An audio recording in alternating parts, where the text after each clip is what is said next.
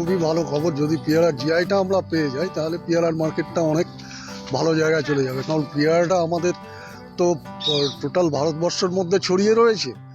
তো সেই হিসেবে পেয়ারাটা যদি জিআইটা আমরা পেয়ে যাই তাহলে তো খুবই ভালো হবে।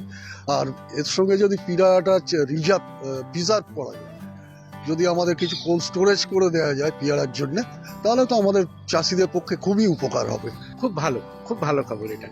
এটা যেটি সারা বিশ্বে জিআই ট্যাগটা পেয়ে গিয়ে পৌঁছে যায় আমাদের এই পেয়ারাটা, তাহলে খুবই ভালো হবে, এবং পেয়ারাটা সংরক্ষণ করতে পারলে আমাদের পক্ষে, চাষিদের পক্ষে খুবই ভালো।